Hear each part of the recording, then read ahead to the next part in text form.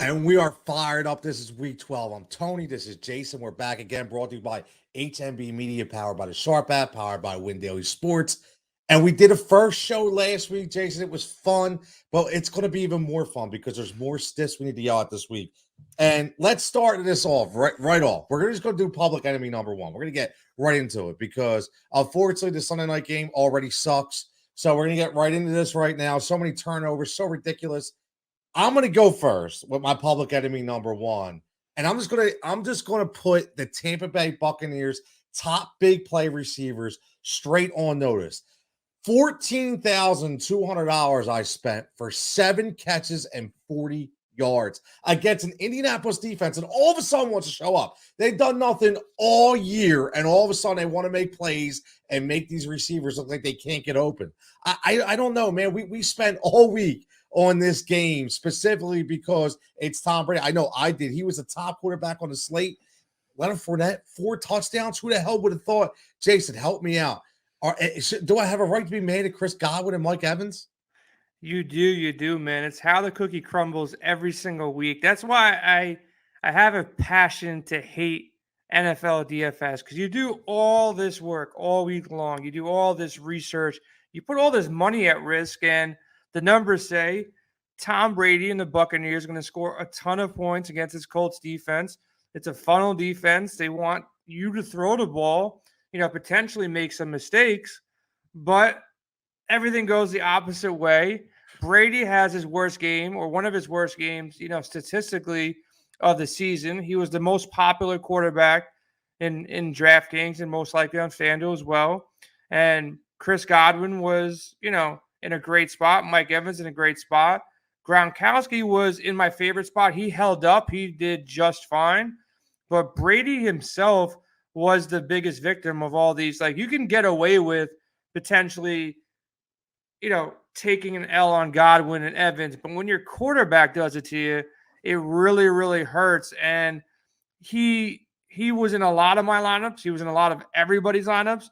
And, for fantasy football playoffs, like seedings and all that, I'm sure Brady was a guy that got a lot of people there. Same thing with Godwin and Evans, and they all shit the bed.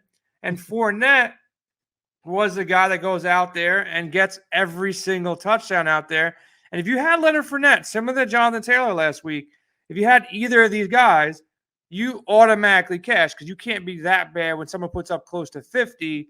And this is a low-scoring slate for the most part for like cash games, single entries, big money tournaments. So if you had Fournette, you say, you know what? This is what we got to start doing. We got to learn from our own mistakes, Tone. Like, we got to make our favorite lineups. And then, like, okay, what's the play if we're completely off that probably would be the best leverage spot of the entire slate? And let's at least make some ugly lineups. And Fournette's not that ugly of a play, but let's make some lineups built around guys that if our core guys do bad, these guys will be in a good spot. And Fournette was that guy. I thought you're going to lead with your boy Jalen Hurts, because I know you bleed deep with Philly, and Jalen Hurts was in a good spot against the Giants defense. He was what everybody was calling a safe quarterback this week against the Giants. Not a great defense. He's coming off a game where he scored 3 touchdowns on the ground. Keep scrolling down past, you got to get past Tom Brady, I believe, to get to Jalen Hurts. And Lamar Jackson is trying right now to watch the game live. He's trying to outpace all these guys. He has 3 picks, and he's maybe going for, 5 by the end of the game. Baker Mayfield, we know he's trash. He'll be competing with the worst quarterback, on the slate. You got Marcus Mariota. I don't even know he played this week, doing better than some of these guys. But, yeah, Jalen Hurts, man, what happened? Why is he so like Jekyll and Hyde every single week?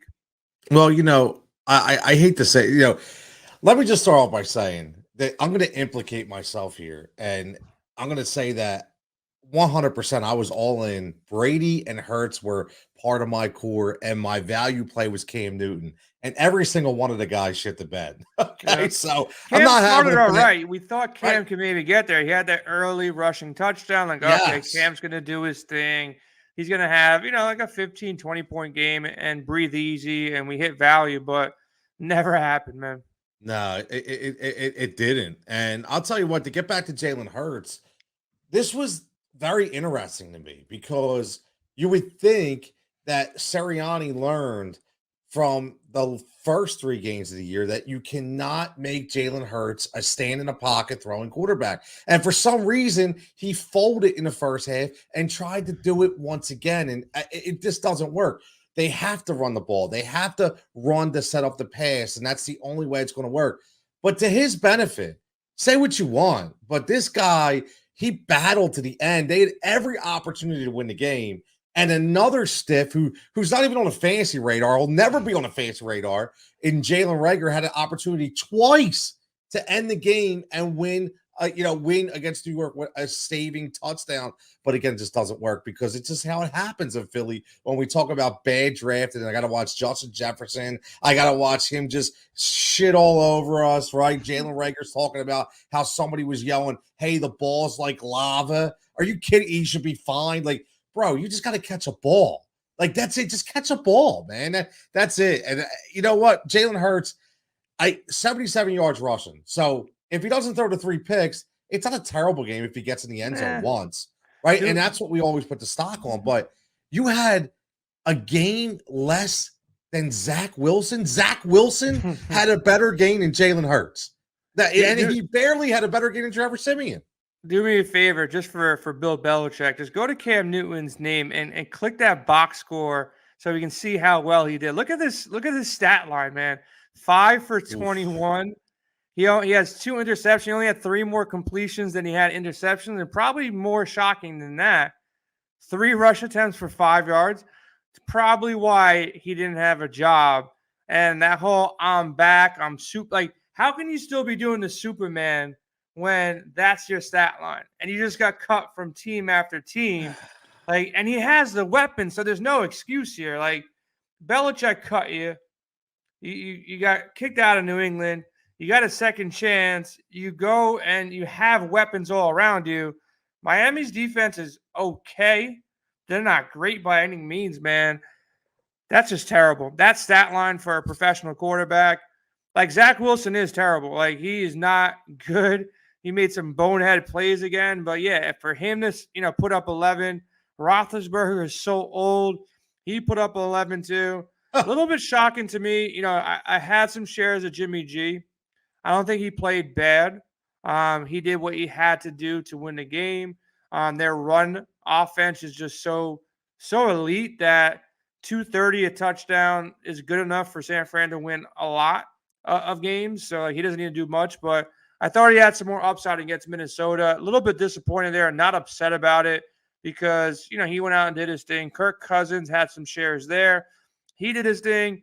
Had a couple shares of Trevor Lawrence. He got 18 against Atlanta. He did his thing, 228 and a touchdown. Herbert, pretty reliable. He started cold, but, they had a big deficit there. He put out 303, 2 touchdowns, 2 interceptions. And how does it feel, man? I'm going to stick it to you a little bit. How does it feel to see Carson Wentz week after week looking pretty damn good, man? Carson stinks, dude. Let me tell you something. Why? Listen.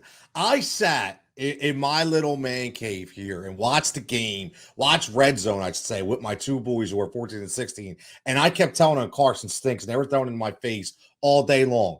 Here's the thing, Jace. If you watch that game, listen, he made a couple good throws. I get it. But he really started to be that Carson Wentz we know he is, turning the ball over, making dumb throws and dumb decisions.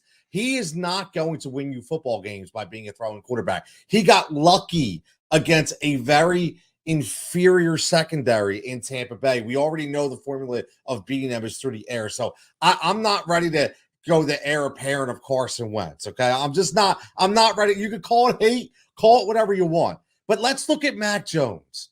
Let's look at Matt. And I'll tell you what, man, I like this because if anybody follows me and knows Jigsaw, I like to pat myself on the back all the time. And Mac Jones, I said, would be in the running for Offensive Rookie of the Year in the preseason. And what is he doing, man? 5,400. And Jason, let me just say this. I'll get your opinion. Season long, a lot of people say, hey, you know what? You shouldn't draft a quarterback early. Wait for that Phil Rivers for so many years. Phil Rivers, that guy in the 6th, 7th round. In DFS, it's almost getting to the point where Don't go after those big time quarterbacks because you can get a lot of value anywhere between like 55 and 6,500 to stack the rest of your lineup. Is that kind of like what you do when you look at the quarterback position? Yeah, a lot of times, man, I'll get a couple shares of these $5,000 guys. I didn't have any Mac Jones, I'll be honest. I had, like I said, I had a little bit of Trevor Lawrence. I had some Kirk Cousins in the $6,000 range, and I had Jimmy G in the $5,000 range, and then had a Herbert line at 6,000, and then I had a bunch of, Tom Brady in the spot he was in. Aaron Rodgers looked damn good, man. Like he just makes it look so simple, to go out there, kind of like on one leg. He didn't have his full mobility there, but he was doing his thing. So these Packers look good.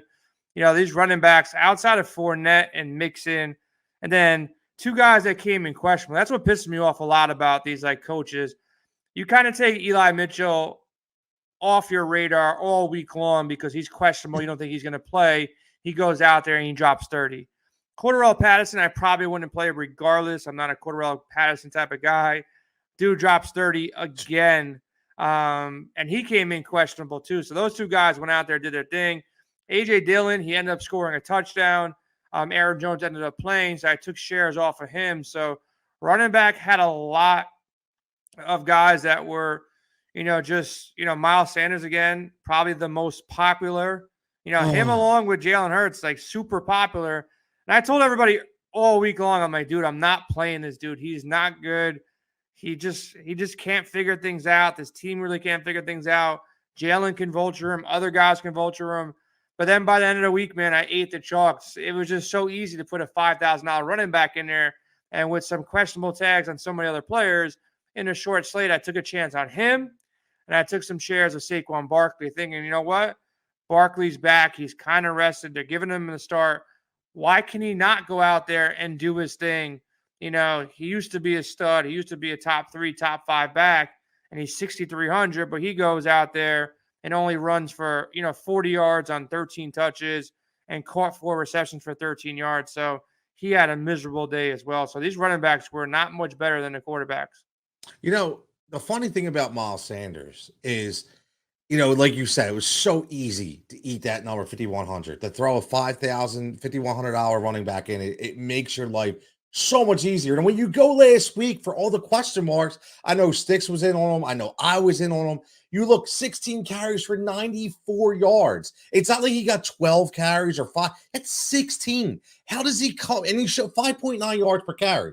And then he comes in this week and he's non-existent. And not because he didn't play well. When he got the ball, he hit a couple 20-yard breaks. And all of a sudden, we fall in love with Boston Scott again. And what does he do? He fumbles. But how about we call out my man Najee Harris? And here we go. Najee Harris, the last time he goes up against the Cincinnati Bengals, 14 catches. 14 catches. This week, he can't even muster 3 catches. All of a sudden, now they forget how to run the ball in Pittsburgh. This is what just boggles my mind. I don't understand. Listen, if you don't want to produce, that's fine. Okay. If you want to say, all right, I had an off game, but you only got 8 attempts. So I blame that on the coaching as well. 8 attempts for 23 yards. There's no Jason Meir, you could be his backup. Don't give me Benny Snell. There's nobody out there in Pittsburgh. They stink. So why is this guy only getting 8 carries? I know the game got out of hand, but script. It was all game I script, get it. man. Right. They were up 28-3 at one point. In the first, Joe Mixon was running all over him, but still, you can't abandon one of your best players. You get them out in the wheel routes, get them out in the screen game. They did absolutely nothing. And Najee Harris, 8,200, Jason, 8,200 finishes below Mike Davis and David Johnson. I mean, come on, man, this has got to stop. Yeah, it was pretty sneaky play to play Najee. We thought he'd be in a better spot there. He was low owned. I took a couple of shots as well.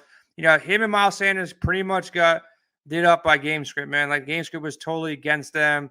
But with a guy like Najee, I don't know how he still only mustered 6 points. Like you said, like he's a rookie. He needs time on the field, regardless, dump offs, receptions. He should have still had a bigger game. But like, who would have thought? And that's what I said last week, man. Like sometimes it's just playing the bad plays. Both Tennessee running backs go out there and do their thing. Dontrell Hilliard goes out there. He scores a bunch of points. His backup Foreman goes out there. He gets you 14 points against one of the better defenses. So sometimes luck is the way to go. Boston Scott, backup. He goes out there, does some stuff. Alexander Madison gets a couple points late because Dalvin Cook goes down. So injuries got to some of these running backs.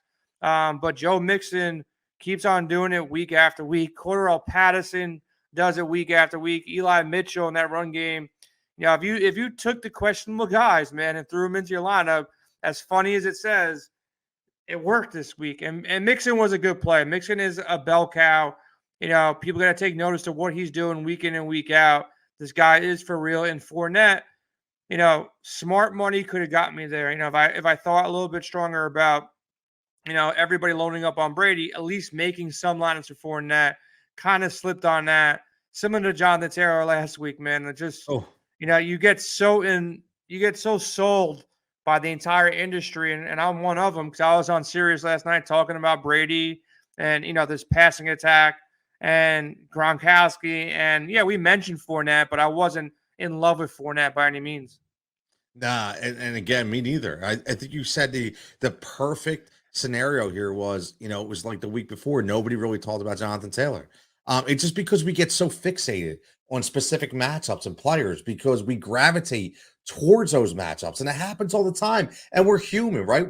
Guys we just overlook. I mean, come on, who in their right mind? There's nobody out there that told me that Leonard Fournette was going to be the top overall play of Week 12. Just nobody figured that, right? I mean, you figured that Brady was going to go out there and throw for 2, 3, 4 touchdowns. I mean, that's just what we thought because, listen, the blueprint in Indianapolis is to beat them through the air.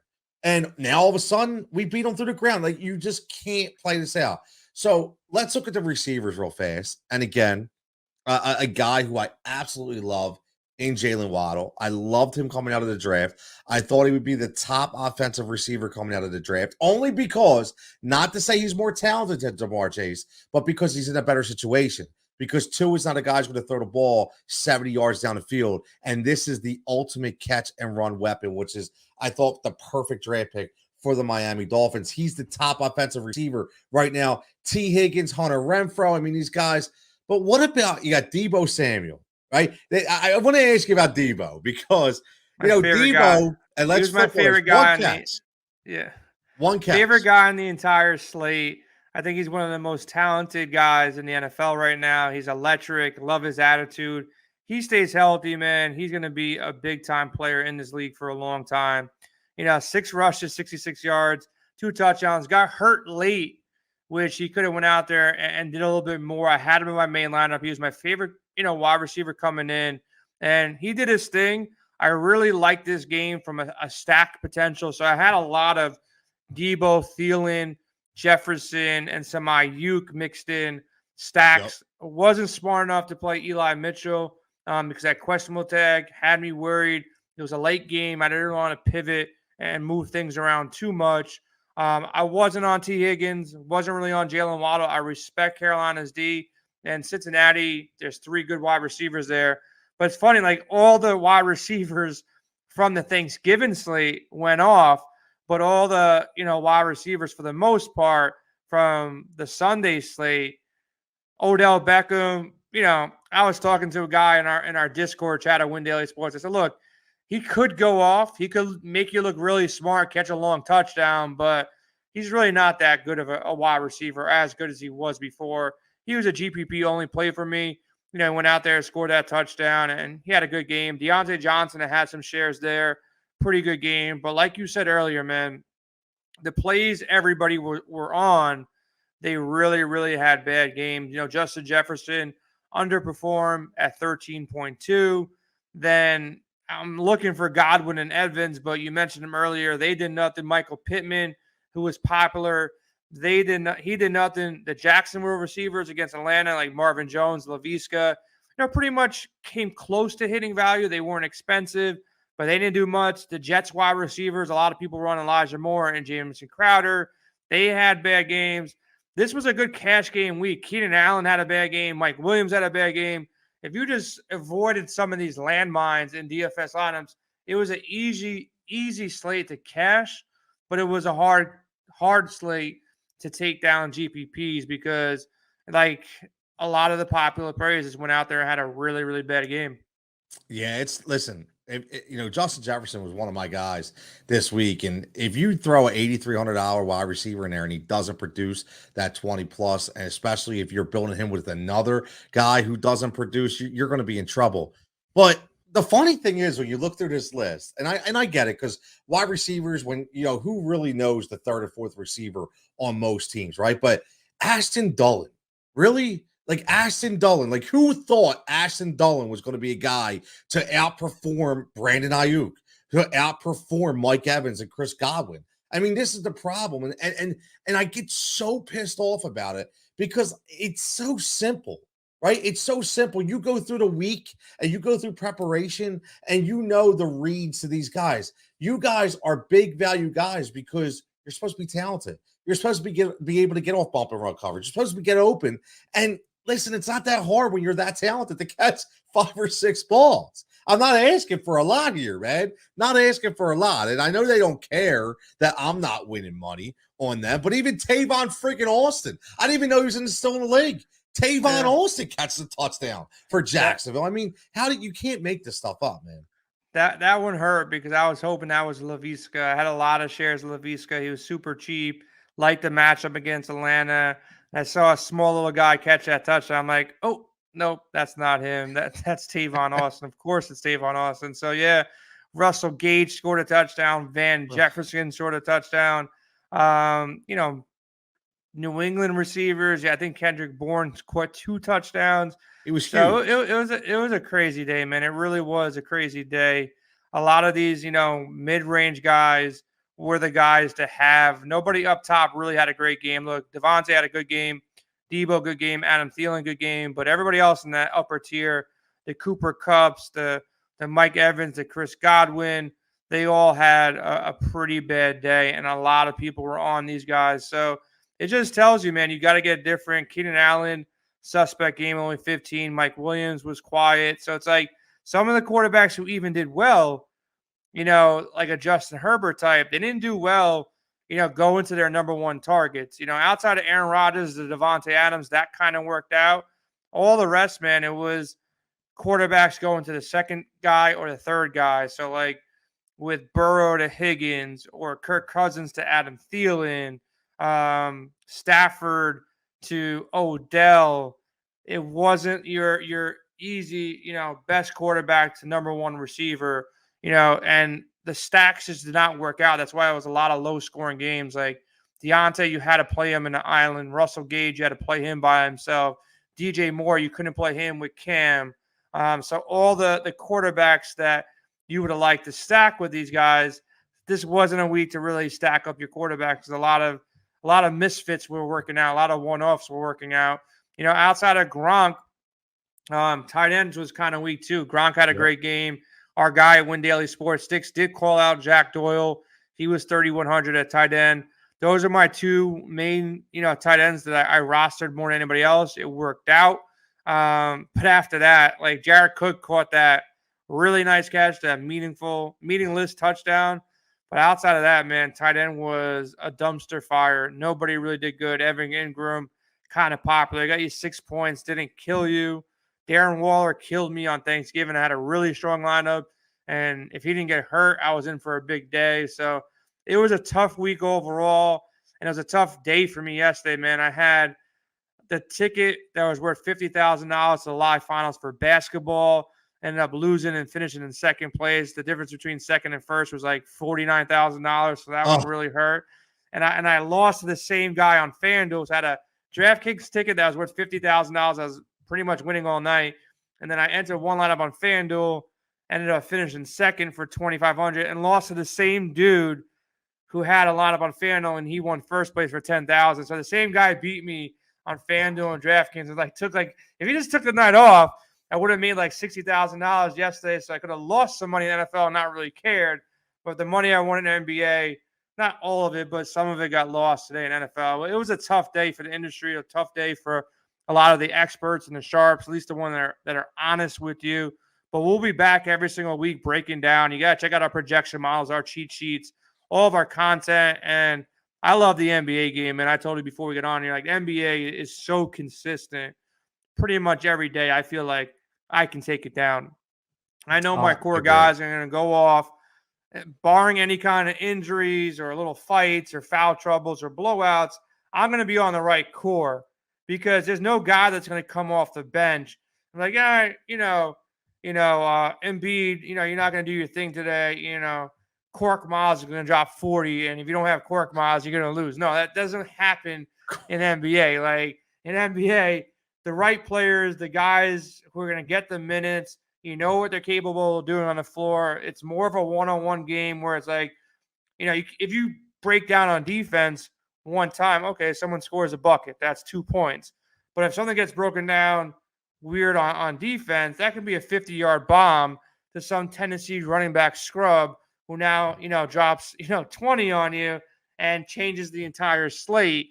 Or, Fournette, like, I'm not so mad about Brady because, look, Brady went out there. They won the game. Bucks put up a ton of points. It just happened to be every single time they got close to that red zone, it wasn't, let me throw a fade to Mike Evans because we're on the 1 yard line because there's a pass interference call. Or, the play before it, whatever. Gronk caught the ball and he got tackled at the 3, run the ball to Fournette again. So it just happens to be, where does that last play get called and who has that opportunity once you get down to the red zone? And that sways so many things. Like, yeah, I can predict that Tampa Bay is going to go out there and score a bunch of points, but like at the end of those drives, who's going to miss a tackle? Who's going to have a pass interference call? Who's going to get that first touch? And what play call is going to be called down there? Like when you see them roll out sometimes and like, the fans are excited when some like offensive lineman catches a touchdown, but I'm screaming and throwing remotes when it's like it was supposed to be my guy. Or they don't run, like it's first and goal to 1, and it's the opposite. You got like Jonathan Taylor, and then they fake a handoff and they throw like a little pass to Mo Alley Cox. Like, why did you do that? Oh. So depending on how those little things break down that we have no control of in the NBA, you have control of that. Like, your main starters, they're getting 30 to 35 minutes on the floor pretty much every day. And then when one guy's injured or has COVID or whatever the case may be, this guy's filling that role and he may get a little bit extra minutes, but there's other guys might get some extra minutes too. So that's why, with NBA and NBA DFS goes, I think it's a lot easier to predict day to day than week to week in the NFL. But we had a great day on the betting side of things. You're rocking the Sharp app right now. Make sure you go download that app. If you're into sports betting, if it's legal in your state or if it's about to be legal in your state like it's going to be in New York, you really want to download this app. So if people never bet before, it's coming to your city, your state. We have a master class out there where you can check in and go over the basics of betting, intermediate, more advanced kind of classes. It's free. And then check out all the free content. I know, Tony, you do some content over there. I do a bunch of content over there as well. So make sure you go download the app. Tons of free content from a sports betting perspective. If you're not into this fantasy thing, but you like betting on games, it's so easy for us to tell you, go hammer, the Giants because they're going to win this game outright, or go bet the Jets. I know it might look sloppy, but we were on the Jets today. We were on the Giants today. We were on some games that lost, but we were on more winning games than losing games. We had a plus 1,100, parlay that hit earlier this week as well. So we're here to help you out. We'll give you free bets pretty much every single day as well. So make sure you go download that app.